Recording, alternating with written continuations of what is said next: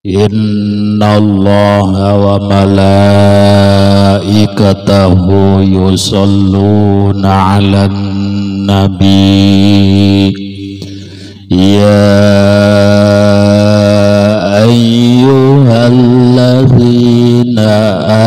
amanu shollu 'alaihi wa sallimu taslima.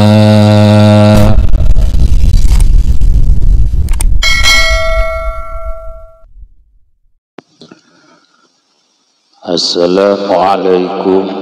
warahmatullahi wabarakatuh.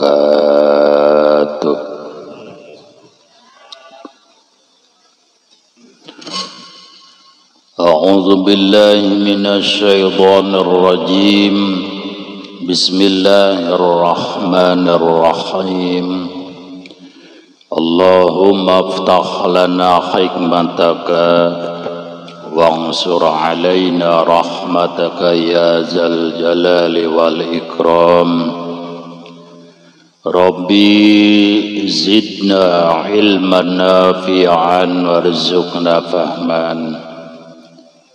Allahumma nawwir qulubana binuri hidayatika kama nawwartal arda binuri syamsika badana bada birahmatika ya arhamar rahimin. Allahumma rabbi syrah li sadri wa yassir li amri wahlul uqdatam min lisani yafqahu qawli. Innallaha wa malaikatahu yusholluna 'alan nabi. Ya ayyuhalladzina amanu shollu 'alaihi wa sallimu taslima. Allahumma sholli salatan kamilatan wa sallim salaman tamman ala sayyidina Muhammadin alladzi tanqalu bil uqadu wa tanfariju bil qurabu wa tuqda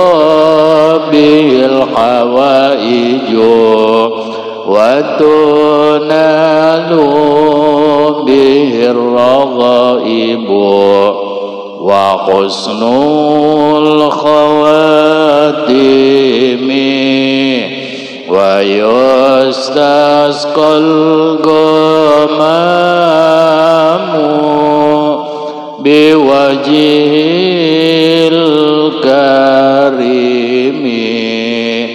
wa ala alihi wa sahbihi fi kulli lamqati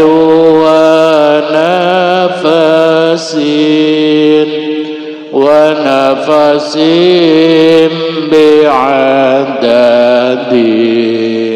kulli ma'lumi lak ya rabbal alamin. Allahumma sholli wa sallim wa barik alaihi. Para jamaah pengajian, bapak-bapak, ibu-ibu, para kesepuhan anu sami-sami dimuliakeun ku Allah Subhanahu wa taala. Tipayun ayu urang babarengan manjatkeun puji syukur ka hadirat Allah Subhanahu wa taala anu tos masihan bermacam-macam kanikmatan ka urang, terutama nikmat anu paling ageng nyatana nikmat iman sareng Islam dibarengan ku nikmat sehat wal afiat, sehingga alhamdulillah dina malam Jumat ayeuna urang masih dipasihan kekuatan, dipasihan kesehatan, panjang umur, sehingga urang dina malam Jumat ayeuna tiasa kukumpulan, tiasa bersilaturahmi di majelis ta'lim ieu dina raraga ngagugurkeun kewajiban urang masing-masing nyatana tolab ilmu. Salawat beserta salamna pamugi Allah ngalimpahkeun ka junjungan urang Nabi besar Muhammad sallallahu alaihi wasallam, tilap ka para keluargana, para sahabatna, tega kantun ka urang salaku umatna anu pangmudah-mudahan urang sadayana kenging syafaatil uzma ke dina poe kiamat. Amin ya Allah ya rabbal alamin. A'udzu billahi minasy syaithanir rajim. Bismillahirrahmanirrahim. Wa ruwiya annahu alaihi sallallahu alaihi wasallam jalasa yauman yuhadditsu ashabahu fabakau ghaira Usamah bin Zaid. Warwiya dan riwayat akan apa satuane kanjeng Nabi urang, kanjeng Nabi Muhammad sallallahu alaihi wasallam jalasa iku dodok ya kanjeng Nabi yauman ing hiji dina yuhaddisu ashabahu kang cacarita ya kanjeng Nabi ashabahu ing pirang-pirang sahabate kanjeng Nabi. Fabagau maka pada nangis ya para sahabat kabeh gairo Usamah saliyanae sahabat Usamah bin Zaid. Faqala asku ilaika ya Rasulullah qaswata qalbi. Faqala maka ngucap ya sahabat Usamah asku unjukaken kaula ilaika maring andika ya Rasulullah, wahai Rasulullah, qaswata qalbi ing atose ati isun. Fawado'a alaihi salatu wassalam yadahu ala sadrihi, maka ngadokon ya kanjeng Nabi urang alaihi salatu wassalam iku tetep ing atase kanjeng Nabi as-salatu utawi rahmat wassalam ulan keselamatan yadahu ing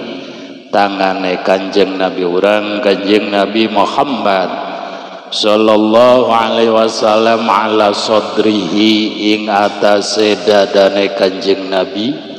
Summa qala kari-kari ngucap ya kanjeng Nabi ukhruj atau akan sirah ya adu wallah, wahai musuh Allah. Tabaka maka nangis ya sahabat Usamah. Dina pangaosan urang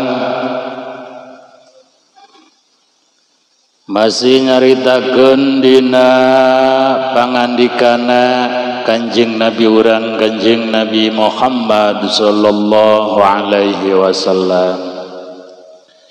Dina hiji waktu kanjeng Nabi urang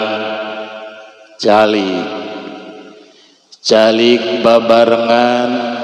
jeung naon ya jeung para sahabat calik biasa kukumpulan biasa hari kanjeng Nabi mapan kumpul jeung para sahabat gitu nya henteu lepas ti naon ya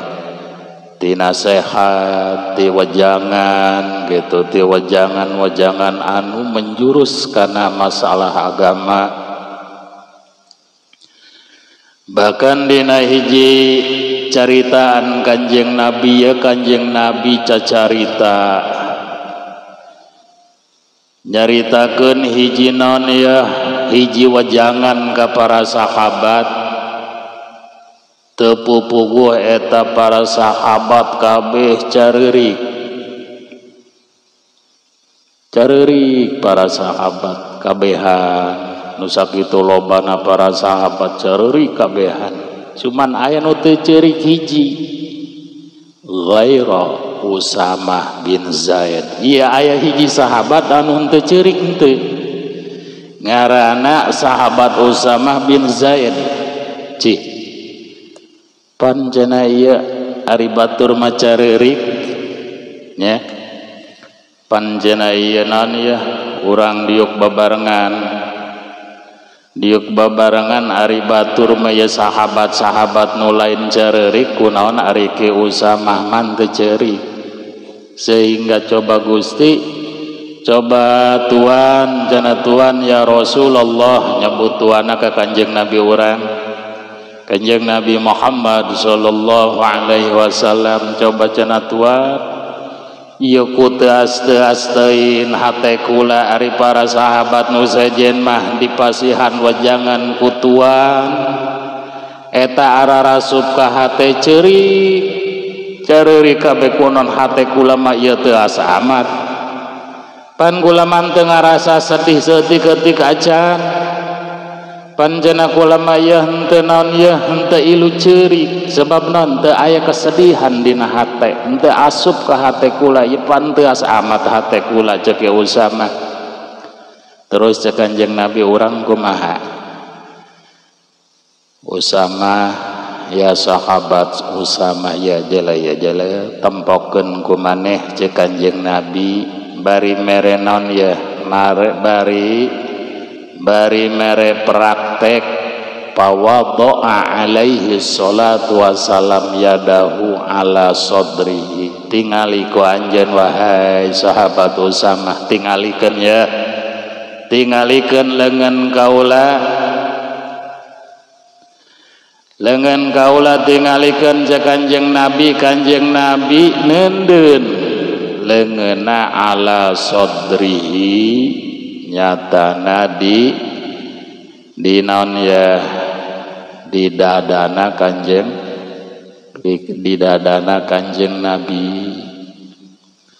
Terus kumaha ceuk Kanjeng Nabi, sanggeusna leungeun anjeun diteundeun di dada urang ya, di dadana ki Usamah ceuk Kanjeng Nabi, anjeun bari ucapkan kia ukhruj ya aduwallah, hai keluar anjeun wahai musuh Allah. Nyatana saha musuh urang kitu nya, musuh sakabeh jelema iman itu, bahkan anu ngalawan ka Gusti Allah saha? Nyatana iblis setan gitu nya. Eta ceuk Kanjeng Nabi kitu, Usamah teundeun leungeun anjeun di dada anjeun kieu ya, tempelkeun ya leungeun urang ya, tempelkeun di dada anjeun ceuk Kanjeng Nabi urang, anjeun bari ngucapkeun ukhruj ya aduwallah, hai keluar anjeun musuh Allah. Bari digetak kitu mantak hate, lamun ieu hate urang bandel jasa, iya hate urang teas jasa kitu, tuturkeun praktek non ya, praktek Kanjeng Nabi urang. Sebab eta lamun hiji jelema henteu narima kana wajangan-wajangan misalna agama Allah, pelaturan agama Allah, berarti eta hate urang teas, hate urang keur poek, hate urang keur teas, teundeun leungeun urang di dada urang. Pan urang kadang-kadang sok naon aya ngusapan dada, keur naon Masya Allah nok kedeng duit bari nepakan dada ya ditepakan dada nepakan ulah kebat-kebat besing naon besing boga penyakit mah engke ngajedag deui lalaunan bae usah komo ke kieu mah hate urang ieu teu asama hate urang ieu diajak dina masalah kebagusanana loba alasan awak urang lain urang sorangan saha nu ngarunyaan awak urang gati diajak ibadahna diajak salat gati diajak salat isya gati jasa asal ngedeng bepeureum waya salat isya mah urang naon tinggalin cek salakina teh euy atuh salat heula atuh neuk pepereuman mah kedeung kuda naon ya kedeung ge hudang kula langsung salat pemanti mah naon pemanti mah hees datang ka isu salat isya mah ente nu mantak ketika orang iya ndek sare sameme sare paksakeun lamun ieu hate urang ganti usap-usap hate urang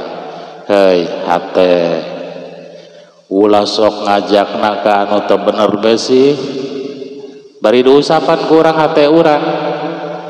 atawa ucapkeun kieu lah kos Kanjeng Nabi magahan sahabat Usama diusir heula iblis nu aya di hate urang ukhruj ya aduwallah keluar maneh heuy setan musuh Allah keluar sia di hate aing gitu urang osok itu cuman ulah ieu teuing bae lah ulah bari itu tunjuk di naon urang di lawang ukhruj ya adu Allah keluar sia urang bari tunjuk keluar imah aja aya pan tetangga liwat itu jelema naonan sih ngamarahan sorangan bae ulah teu biasa bae bari dicakel dada urang hai keluar anjeun musuh Allah nyatana musuh Allah takaib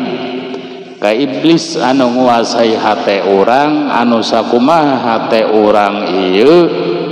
diajak ibadah teu daek diajak bebener teu daek nya jaeta hatena teh geus teu kumaha ketika geus di nan ya dibejaan ku Kanjeng Nabi urang geus dipagahan ku Kanjeng Nabi urang sahabat Usamah kumaha fabaka sehingga sahabat Usamah ge ilu ceurik sahabat Usamah ge ketika dipagahan ku Kanjeng Nabi praktekna tah lamun hate anjeun teu daek ceurik tah tempelkeun leungeun urang di dada urang bari ngucapkeun heuy kaluar sia musuh Allah anu aya di hate aing osok kitu urang osok teu aya ngusapan dada pan urang manaon ngusapan dada ketika naon salaki ente balik-balik di kota ente ngiriman karak dada aku nyana diusapan di naon digebugan dada ulah digebugan besingan naon besingan jadi penyakit geus mah urang penyakitan dada urang digebugan bae kenceng di ngagebugan ge ulah nu penting urang kitu lamun ieu hate urang teu tabari diusapan hate urang heuy hate osok ngomong sorangan osok heuy hate kudu anu tiis lah sia kudu nurut ka aing diajak ibadah sia ulah ngabetot diajak ibadah ulah sokna narik embung hayu tarik ke urang hate ajakan padahal eta sakabeh naon sakabeh pusat pemikiran naon ayana di hate padahal meletik mah eta hate tapi bisa nyieun keputusan naon bae ayana di mana ayana di hate nemantak yuk hate urang ajak dijieun kabagusan diajak nyatana ngalaksanakeun amaliah anu bagus ngajauhan tingkah laku anu goreng tadina urang candaek tobat ka Gusti Allah kuari betot hate urang ajak nyatana ngadeukeutan ka Gusti Allah Subhanahu wa ta'ala. Insyaallah lamun hate urang diulas kurang dielus-elus kurang hate urang beunang dikendalikeun kurang diajak komo diajak ibadah nanti naon ya henteu ngabetot henteu siling tarik antara kebagusan jeung kagorengan eta si hate ngajakna ka kabagusan bae berarti eta hate urang geus naon geus daek ibadah geus daek diajak ka beneran menuju ibadah ka Gusti Allah Subhanahu wa ta'ala. Sebabna sebab lamun hate urang geus daek ibadah geus daek ngajalankeun kabeneran ngajalankeun hukum-hukum Allah anu bener kurang dilaksanakeun anu non ya anu goreng kurang dijauhan insyaallah hate urang bakal manggih dina ketenangan insyaallah hate urang bakal manggih kana naon ya kana katentreman coba ku urang rarasakeun keur ieu mah awak urang teu daekeun diajak ibadah keur ieu mah hate urang teu daekeun diajak kana jalan kabeneran kumaha perasaan urang kumaha perasaan hate urang apakah urang manggih ketenangan capek lamun urang nuturkeun nafsu urang nuturkeun hate urang anu dituturkeunana nafsu urang moal kapanggih jeung ketenangan moal kapanggih jeung kajembaran hate ayana rupek bae hate ayana naon ieu ayana henteu naon henteu adem tentrem henteu naon deui henteu eta nu carikeutkeun tadi nyaeta moal manggih ketenangan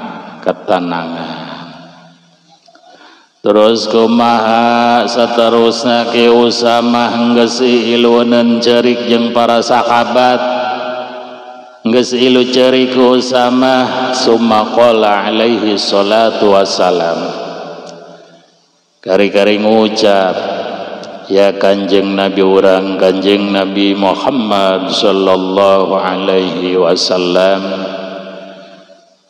jumudul aini min qaswatil qalbi utawi atose mata min qaswatil qalbi iku tetep saking atose ati wa qaswatul qalbi min kasratiz zunubi lan utawi atose ati min kasratiz zunubi iku tetep saking akehe pirang-pirang dosa wa kasratuz zunubi min nisyanil mauti lan utawi akeh pirang-pirang dosa min nisyanil mauti iku tetap saking pirang-pirang laline maut wa nisyanul mauti min tulil amali lan utawi pirang-pirang laline ing maut min tulil amali iku saking dawane nyaeta angen-angen naon wa tulul amali min hubbid dunya lan utawi dawane atawa panjange angan-angan min hubbid dunya iku tetep saking demen dunya wa hubbud dunya ra'su kulli khati'atin lan utawi demen dunya ra'su kulli khati'atin iku kepalane pirang-pirang kesalahan. Kanjeng Nabi sanggeusna mepelingan ka sahabat Usamah ku gara-gara tadi batur macarerik nya naman teu ceurik sanggeusna ke Usamah dibere non ya dibere wajangan ku Kanjeng Nabi ari hayang non ya hayang leles hate mata tadi teh acarana leungeun dikadadakeun bari ngucapkeun ukhruj ya adu wallah hai kaluar sia musuh Allah ya musuh Allah nyatana ka iblis. Terus Kanjeng Nabi kieu ka para sahabat masihan wajangan masihan non ya masihan nasihat ke para sahabat jumudul aini min qaswatil qalbi teasna mata min qaswatil qalbi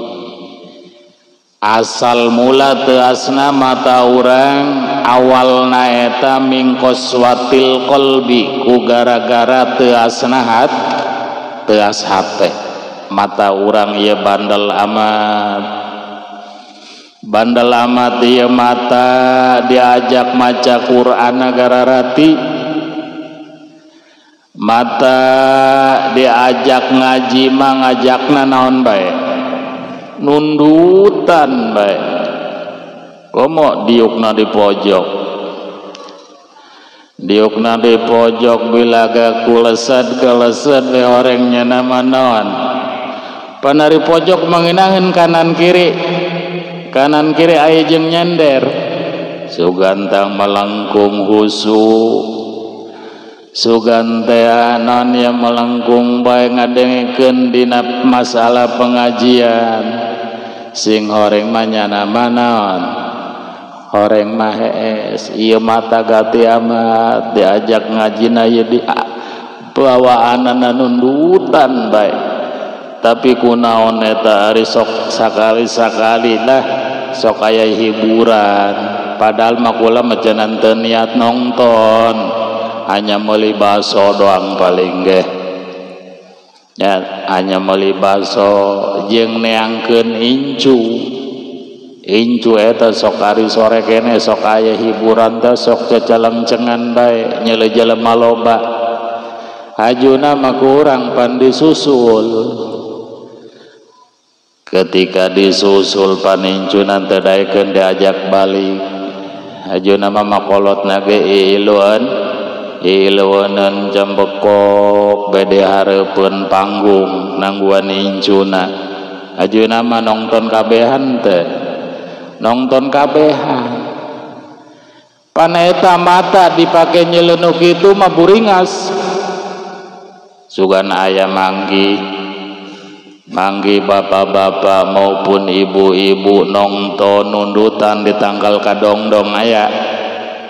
eueuh lamun aya nu nundutan mah misale di tanggal kadongdong nya atau aya nu monggok nya jadi sing horeng kitu ku gara-gara teasna mata orang ieu mata diajak anu tujuanana kana masalah ibadah mah teu daekeun gara rati komo misal kos urang ya bulan antara osok maca Quran osok di imah osok maca Quran anu aya anu teu mah teu gitunya kadang bulan antara tilok nyelangkeun bulan puasa bulan puasa ulah teuteun bae menang-menang 5 ayat sabulan puasa dia bulan antarana urang mah tilok maca Quran padahal lamun hate urang hayang naon ya hayang manggih ketenangan hayang meunang hikmah nyatana naon ya Al-Qur'an urang kudu loba maca Qur'an sebab naon urang keur leutik diajikeun ku kolot titah baca Quran titah bisa maca Quran komo misalnya Mang Ukat mah jeung ka Ata ngaji keur leutik ka kampung baru ka ditu marawa sapeda nya boncengan lobaan ka Ata sagala Mang Amar Mang Ukat termasuk kula nu tukang dibonceng nya marawa sapeda ku saking nata ku saking hayang bisa maca Quran ari budak wari mangareunaheun anak guru ngaji unggal polok sok teu kudu ka jauh jadi teu asna hate eta sing oreng awal nama teu asna mata eta awalna ku sebab teu as hate urang hate urang teu narima kana nasihat hate urang teu daekeun diajak kana masalah kebagusan hate urang teu daekeun diajak ka majelis taklim hate urang teu daekeun diajak ka masjid hate urang teu daekeun diajak ka mushola berjamaah sing horeng teu asna hate urang nyatana wa qaswatul qalbi min kasratiz zunubi kuari urang usut deui dina masalah teu as hate kumaha awalna teu as hate sing horeng ku gara-gara teu as hate urang teu naon ya henteu narima kana masalah wajangan para alim ulama henteu narima kana ahli hukum Allah ya anu caramah anu magahan ngaji tapi nya nama jojong bae jojongna kumaha jojong baena ku sebabnya na teu as hate naon sih anu nyebabkeun teu as hate hiji jelema kurang perlu dikanyahokeun teu asna hate hiji jelema jeung Kanjeng Nabi sing horeng mingkasrotil zunubi sing horeng teu asna hate hiji jelema ku gara-gara loba dosa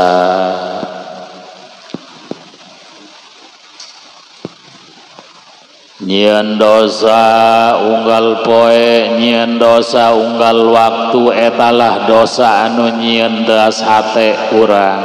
etalah dosa anu bakal nyieun naon ya nyieun teu as hate urang nu mantak seutik-seutik urang tingkah laku urang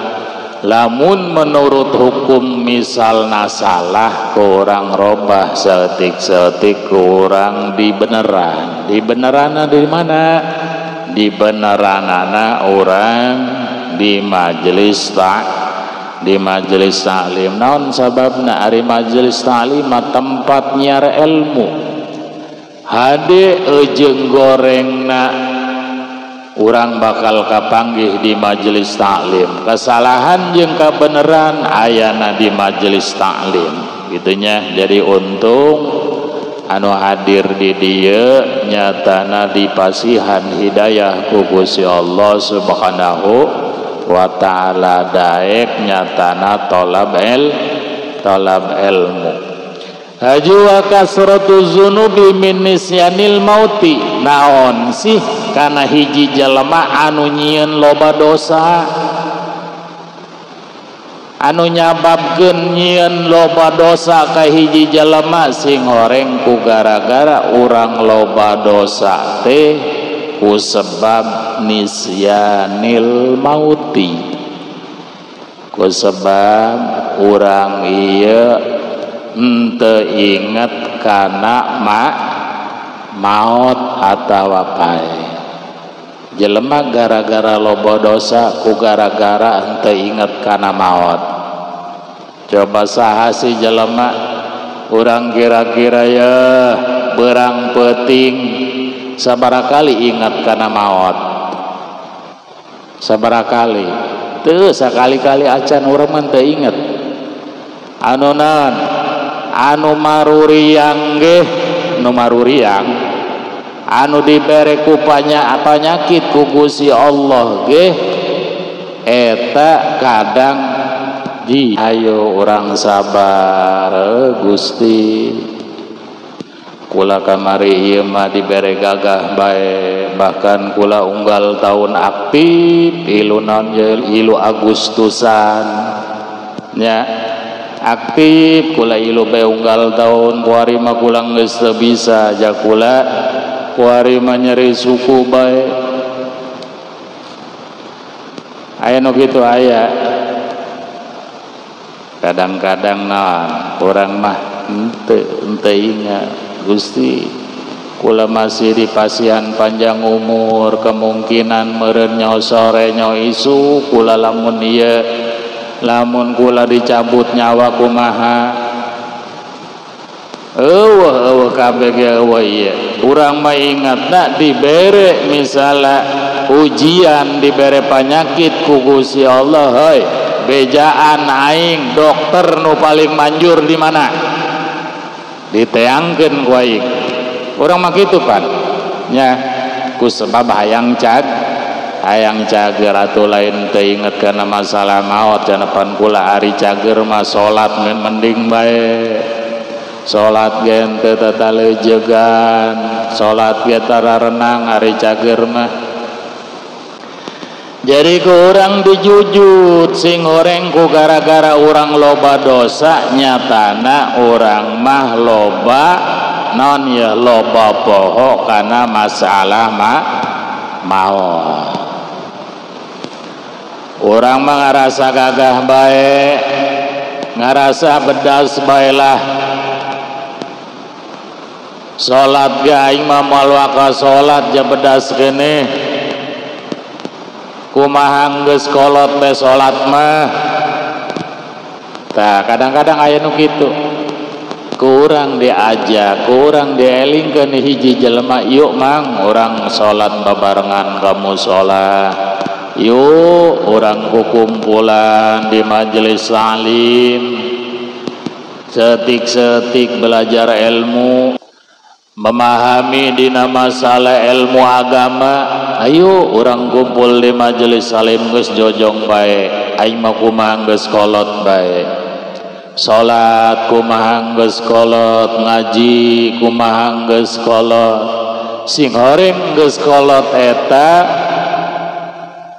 kuateun teu. Salat bae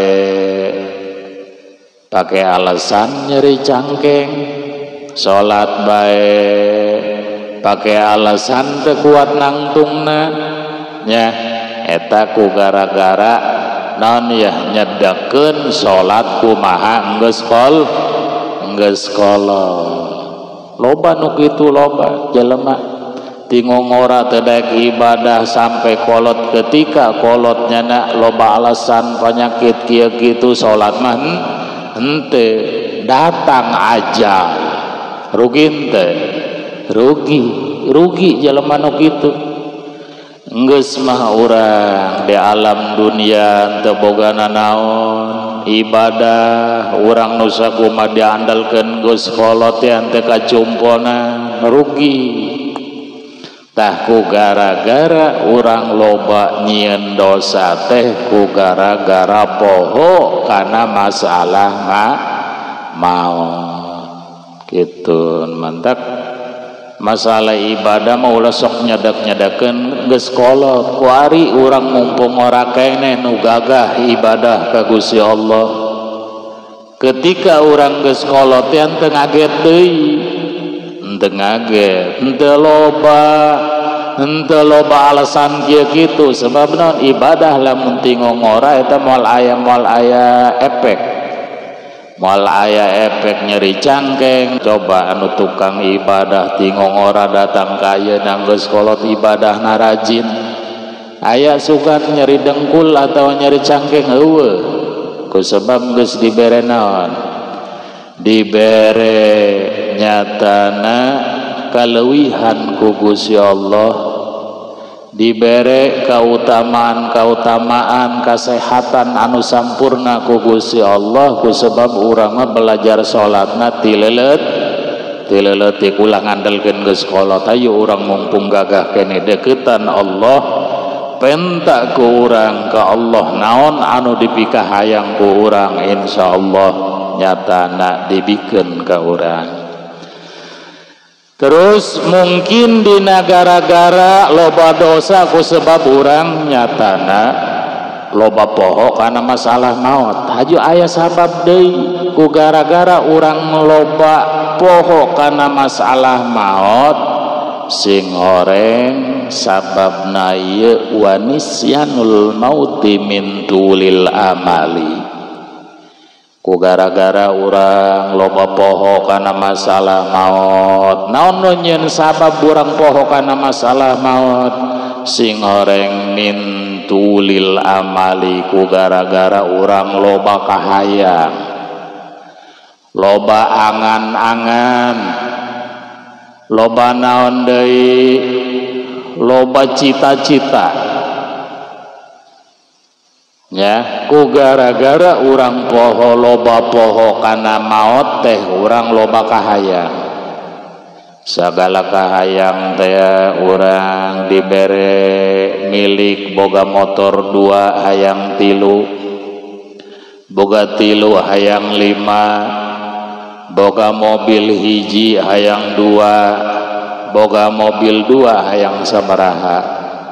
hayang 5. Loba cita-cita, loba kahayang, loba angan-angan. Namun urangnya ya imah urang kos kuari kos kieu ye umanya lamun urang ngarencanakeun ya imah urang hayang naon yo, hayang nu leuwih aheng deui. Atuh cek bikangna ta atuh hayang leuwih aheng manyiar duitna ge anu semangat, nyiar duit ge anu giat, pan ujung-ujung nama ka mana deui tah? Kana dunia deui bae. Tagu gara-gara urang loba poho kana masalah maut, nu nyababkeun eta sing horeng urang loba angan-angan atawa loba kahayang. Aju aya deui naon sih anu nyieun sabab urang loba kahayang, loba angan-angan? Di dia terakhir cek Kanjeng Nabi, watulul amali min hubbid dunya. Sing horeng jelema anu loba angan-angan, loba kahayang teh sing horeng jelema anu resep kana masalah dunia. Loba kahayang ku gara-gara urangna ya resepna kana masalah dunia. Mobil hiji hayang 2 geus 2 hayang 5, berarti eta kahayangna eta urang naon ya, resep ka dunia lain, resep ka dunia. Aju naon deui tetangga meuli lamali anyar ban urang mah sokan haju getekan bae teu meunang nyeuleuh. Aya nu meuli lamali anyar gegeuraan bae hayang bebeja ka salakina tuh katu jolo tetangga mah meuli tos beulian meuli lamari anyar nu urang mah geus lawangna ge geus nyararengkleh, hayang diganti kosnyana tuh nu anyar. cek salakina ke kakak usaha moal balik-balik mending balik tak ulah balik moal balik-balik kakak engke balik-balik engke di kota manggil non ya manggul lamari anyar di kota ya paneta naon ulah mawanon ya ulah sok maksakeun kitunya ulah sok maksakeun dan sing orang loba angan-angan loba kahayang teh awalna orang resep karena masalah dunia haju cek Kanjeng Nabi wa hubbud dunya ra'su kulli khati'atin resep karena masalah dunia sing horeng eta resep karena masalah dunia teh modalna karena tiap-tiap kesalahan atawa kepalana awalna nyatana tiap-tiap kesalahan ku gara-gara dunia ku gara-gara ngudag dunia urang poho kana salat ku gara-gara dunia ku gara-gara urang ngudag-ngudag dunia urang poho kana pengajian ku gara-gara ngudag-ngudag dunia urang rela ninggalkeun salat Jumat ku gara-gara naon ku gara-gara dunia ku gara-gara dunia jelema loba anu pasea tetangga jeung tetangga ku gara-gara dunia jelema loba anu pasea dulur jeung dulur eta masalah dunia jadi dunia mah tadi teh dunia mah ruksak nyieun ruksak ka urang lamun urang dinaon ya di naon diaturna ku masalah dunia mah awal dina masalah kepalana awal dina kesalahan naon bae ku gara-gara masalah dunia mantak model urang butuh henteu ka dunia butuh henteu lamun teu butuh tinggalkeun dunia ya ulah ngarokok ulah ngopi haju ulah naon deui ulah dahar ulah belanja ya haju ulah sok jajampuran jeung ibu-ibu sebelah tetangga anu loba teh sakola tinggalkeun ya lauseun urang teh diajakan ge ku ibu-ibu nu rajin sakola lah lauseun urang mah bodoh ge urang mah bodoh ge laus lain kula manteu teu sakola ya nu sakola ge teu pinter-pinter ya tah tinggalkeun seutik-seutik sebab lamun urang geus diatur ku dunia dina bidang naon bage moal aya kemajuan naon kemajuan dina masalah ibadah urang kaganggu masalah naon deui masalah nyieun kabagusan urang loba alesan dipenta sedekah pikeun bangunan urang loba alesan dipenta urang kunan ya ku panitia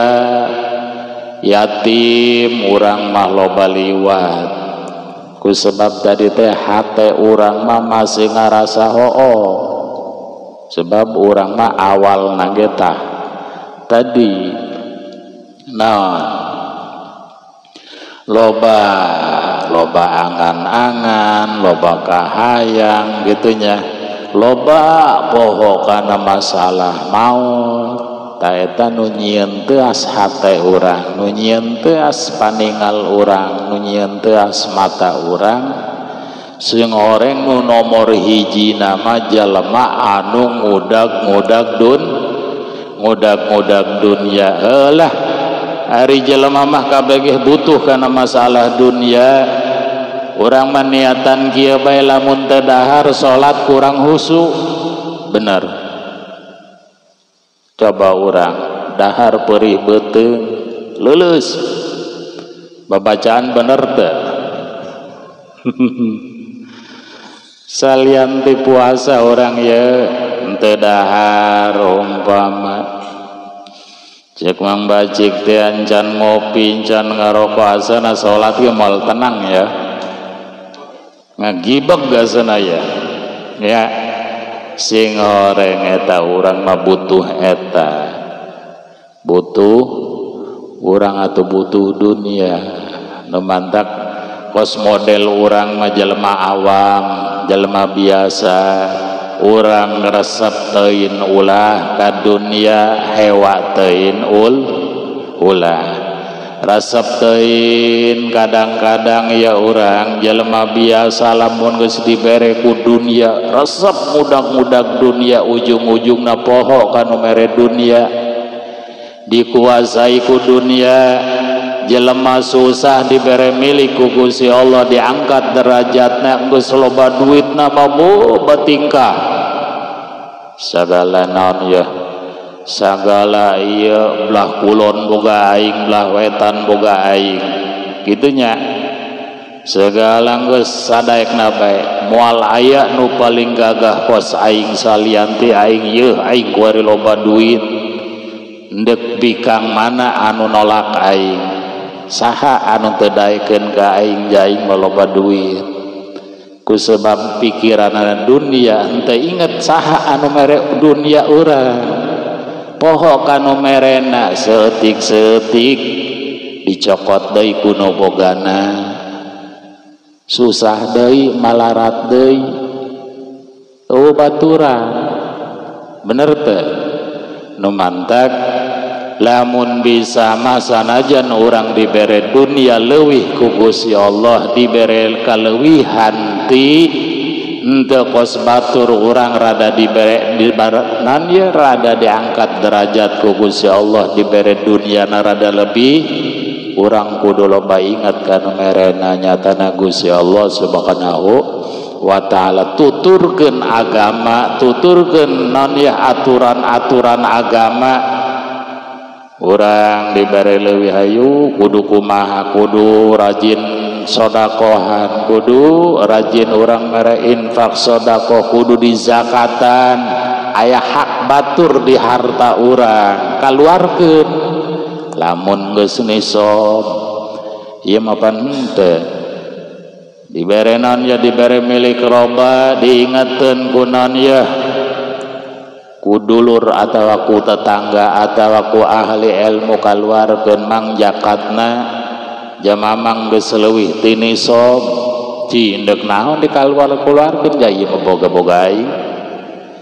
nya duit-duit aing endek naon dibikeunna tah kitu urang mah teu inget kana awal saha anu mere milik ka urang saha anu mere rezeki ka urang ya intina mah urang loba jeung saeutikna dibere dunia ku Gusti Allah niatan di hate urang bahwa dibere milik saeutik lobana loba bersyukur ka Gusti Allah subhanahu wa ta'ala hai dunia tuturkeun aing cuman sia kudu nurut ka aing kumaha ceuk aing sia kudu kitu ulah orang ketika diberi dunia orang diaturna ku saha ku dunia kudu aya dina kekuasaan orang sebab orang boga dunia lamun bisa dikuasai ku orang insyaallah dunia orang bakal berkah nyatana di dunia sareng di akhirat seutik lobana syukuran dibere leuwih ayo bersyukur alhamdulillah Gusti kula poe ieu diberian milik sareng rezeki mudah-mudahan ieu milik sareng rezeki anu katarima ku kula supaya jadi berkah sebab naon berkah mah ulah loba-loba naon ya ulah loba seetika insyaallah cukup lamun eta milik anu dingalanan barokah.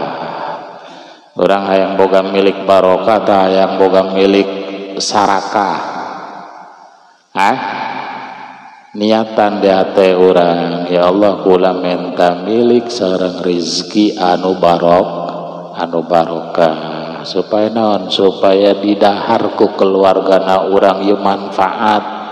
daek diajak ibadah ka Gusti Allah, daek diajak kana jalan kebenaran, namun milik serta rizkina ieu barokah insyaallah urang bakal selamat dunia akhirat mungkin sakitu pangaosan urang mudah-mudahan aya manfaatna jeung mudah-mudahan naon nu diaji ku urang bebarengan dijadikan hidayah ku Gusti Allah Subhanahu wa taala. Kurang leuwihna nyuwunkeun dahampura bilih bisi aya omongan-omongan kaula anu